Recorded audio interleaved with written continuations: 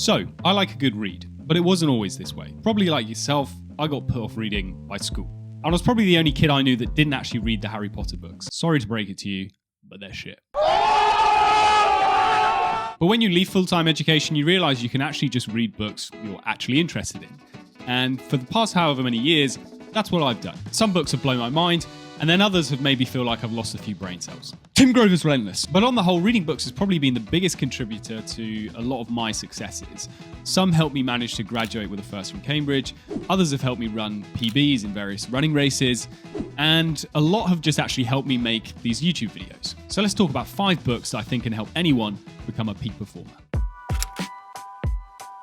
If you've ever said the words, "I can't do this," then you must read Mindset, which I don't think you can see because it's on a Kindle, but let's pretend it's there. It's an account of how Carol Dweck, a psychologist and former elementary school teacher, came to research how people's views on their own intelligence and abilities often determine their success. Chances are you've heard the general gist, so people can either be categorized as having a growth mindset or a fixed mindset. So for the latter, people view their abilities and intelligence as fixed. It's something that can't change and results in people quitting easily or not even trying in the first place. Essentially, they shit their pants in the face of challenge and those things they find naturally difficult. Whereas those with a growth mindset embrace challenges. They believe that they can improve their intelligence and abilities. Things are more fluid, and through your own efforts, you can get better at anything. So the book details a lot of eye-opening research into these 2 different mindsets, as well as giving tips and advice on how to become more growth-oriented in your mindset. And probably the biggest takeaway from me is the power of very simple changes in language. So going back to that idea of "I can't do this," if you very simply tag on the word "yet," that completely changes your entire approach to so many different things. Because just tagging on that one simple word opens up possibilities. It doesn't close things off, and it ensures that you're allowing for the opportunity to grow, to develop and progress. And look, if you want to put in peak performances, you're going to have to push yourself outside your comfort zone, learn new skills, abilities, competencies, and that's tough and that's hard. And so I would definitely recommend reading this book to change your mindset so that you just perceive challenges in a much better way.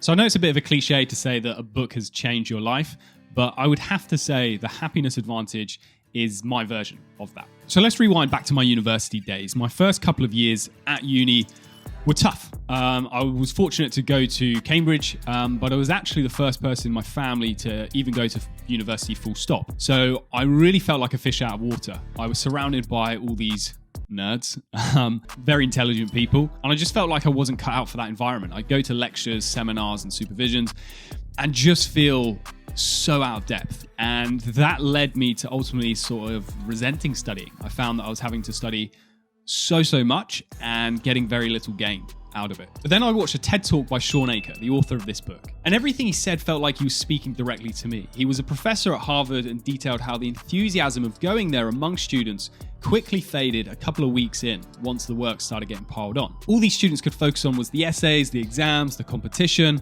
and so many students he saw there were suffering bad mentally. And I remember he said in the talk something like, "What do Harvard students have to be unhappy about?" And that really struck a chord with me. I replaced that word Harvard with Cambridge and thought, shit, yeah, what do I actually have to be unhappy about here? I'm at one of the best universities in the world, and there are thousands, if not millions of people who would die to be in my position right now. So I ordered his book and was just blown away by the research that was in it, because I, just like so many other people, assumed that happiness was this thing that you obtain after achievement, after getting really good grades, after then getting into a really good university, after then graduating and then getting a good job, and then after getting promoted, and then after getting the house, the car, whatever. And you're forever sort of chasing things on what's termed the hedonic treadmill. And I definitely fell into that bracket. I thought that whilst I was at Cambridge, I had to suffer, that I shouldn't have been enjoying it, that I was there to kind of work, grind, and I would then be rewarded with happiness, fulfillment afterwards. But the book really shows that the opposite is true, that actually taking control and making active efforts on your happiness and well-being today in the present moment is something, one, you can do, and two, actually then fuels all of your successes. And the reason for that is when you're in a positive mood, all the learning centers in your brain open up. So you're going to be able to feel more motivated, energized, and in turn be able to focus a lot better, be more creative, all of those things. And I realized that I was setting myself up to fail by being miserable on my sort of trudge to the library on a daily basis. So after reading this book, I changed my entire approach to studying and life at Cambridge. And in my third year, I was definitely the happiest I'd ever been, the least stressed, whilst everyone else was kind of going crazy with finals. I was completely calm, just really enjoying myself. And I was very fortunate to then, as a byproduct of that, graduate with a first. All right, big dog. And if you read this book, you also learn some very practical things that you can do to change your happiness, well-being, level of optimism. And I don't mean it in a sort of happy clappy way. I mean just feeling good, when you wake up, feeling energized, feeling that you can actually achieve something on a daily basis. So this is the book that I've read most recently, and this completely changed my entire perception surrounding endurance when it comes to sport. I myself am a very amateur endurance runner, you could say, so running 10Ks and half marathons. And I had always assumed that endurance was just about your biology, in the sense that, yes, you train yourself to increase things like your lactic threshold and your aerobic base, and you reach a point of exhaustion once the muscles are depleted, and that was it. There's nothing you could do. But after reading this book, I found out that might not actually be the case. Its central argument is about what's called the psychobiological model, which argues that decisions about pacing or quitting during endurance competitions are taken by your conscious brain and are based on the feeling of how hard, heavy, and strenuous exercise is. Basically, your perception of effort. And this was a bit of a light bulb moment for me, because I realized in my own training sessions, I would naturally rein things in a bit more. I would feel pain, discomfort in my body, and take that as a signal that I was done, and just easily throw in the towel. And after reading this book and changing my perception of effort, I realized that I could run a lot harder for a lot longer, even if it felt uncomfortable. My brain would say, okay, this is uncomfortable, this is painful, we should stop.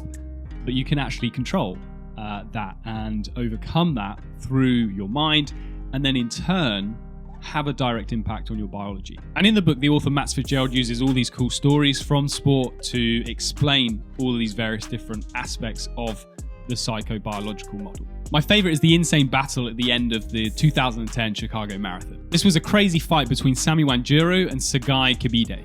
So Sami was only around 75% fit for the race because he had suffered a few weeks before the race a bad stomach virus, and so he missed out a lot of his key workouts. So he really wasn't in a position to absolutely nail the race and have a shot of winning. But during the last mile of the race, Sami kept trying to surge past Kibide multiple times with these mini sprints on legs that had already trudged 25 miles. And then the two are just pretty much flat out sprinting with well over half a mile left. And then Sami drops off again, looking like his fight was all in vain. Kibide just looked the stronger runner on that day. But somehow right at the last, on the only hill of the marathon, Sami hits another sprint and leaves Kibide for dead, who at that point just decides to pack it in. And this clearly just demonstrates that perception of effort is everything. During the end of a marathon, most people are just thinking about crossing the line, kind of sustaining the pace just so that you can get there. Whereas what Sami did there, he's got all these signals from his body saying, you need to stop, you need to rein it in. But somehow he perceived that, actually I've got more in the locker here.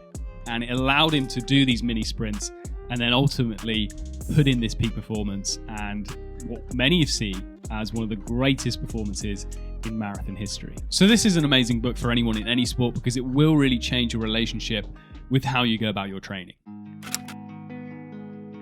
So the obstacle is the way. You probably can't see this again because it's on the Kindle, but let's just pretend the cover's there. As you might have seen, Ryan Holiday and his writing and content on Stoicism has really exploded over the past few years. But I remember reading The Obstacle is the Way back in 2015, and it was unlike any book that I'd ever read before. I'd never heard of Ryan Holiday, and in my mind pictured some old retired military commander, some history buff, just because of the insane synthesis of so many different sources from history and philosophy. The book is broken down into 3 disciplines: perception, action, and the will. And for each, Holiday basically communicates these mini lessons using blends of Stoic philosophy and interesting stories throughout old and modern history. And what this book taught me more than anything was to stop making excuses and to 100% take control of my own life. I was someone who used to moan and complain a lot. I would always get annoyed and frustrated by these perceived injustices or unfairness.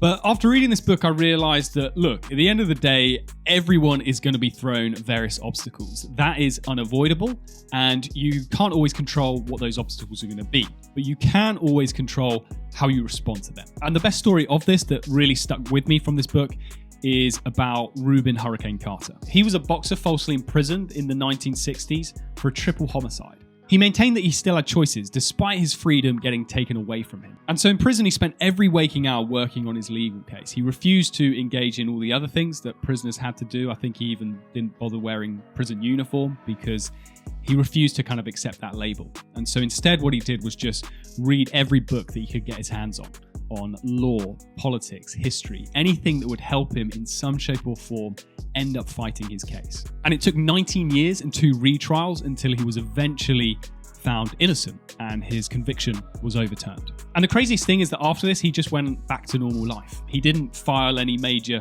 lawsuit because in his eyes, if he did that, that would imply that something was taken away from him. Instead, he viewed that he was just temporarily somewhere where he shouldn't have been.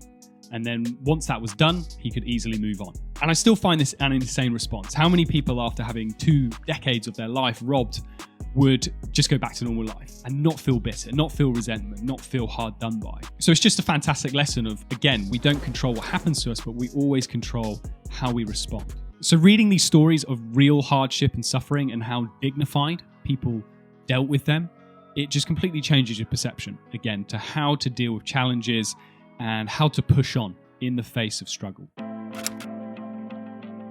Right, so this one's a classic. The author Steve Peters is a psychiatrist who's worked with some of the biggest names in British sport, including many from the golden era of British cycling. And the book details just a really simple and easy to follow model of how to control your mind a lot better. So the basic premise is that there's these 2 competing forces in your brain, your human side and your chimp side. So the human is rational, thinks clearly, and is organized, all of those things. And the chimp is a little shit. It's our emotional side. It can be volatile, out of control, impulsive, overly worried, and anxious. And the issue is when these 2 forces clash, or one force takes control in situations that it shouldn't. The problem with the world today is that we have so many things that just allow our chimp to take control. So if you wake up and the first thing you do in the morning is turn on your phone and look at social media for half an hour and just scroll through mindlessly, that's your chimp taking control. If we give in to the chimp day after day, that's what causes us to become serial procrastinators and develop an aversion to doing tough, hard work. But this book offers a really simple framework for dealing with some of those issues and how to effectively control and manage your chimp. And one of the biggest insights for me was the need to exercise your chimp. In other ways, let it vent. Let it actually get things out. Because one thing that is really problematic and something I struggled with was bottling things up too much until they would boil over. And so one of the ways you can exercise your chimp is through something I call the phantom email. So if someone has really pissed you off or frustrated you, what you should do is write a draft of an email, just letting them have it. Letting out all those feelings, thoughts, frustrations, no matter how random, no matter how aggressive they are. But the key is to not actually send it. Keep it in a draft form. So after writing this email, go away for a few hours or come back the next day, open up the draft and then delete it. And then just actually rewrite a new response to that person with your human side actually in control, because you've given the opportunity for the chimp to say what it's needed to say, and it's then usually exhausted. So I found things like that really helpful because the book really does demonstrate, look, the chimp is always going to be there. We can't completely forget about it or completely keep it in a cage the whole time because it will then just get loose. So if you read this book, you'll get loads of practical tips of how to regulate and control your chimp, and particularly during high stakes moments, which is obviously very important when the pressure is on, usually when you need to put in those peak performances. So which book are you going to read first? Let me know in the comments below. And if you have any other book recommendations, let me know those as well. See you in the next one.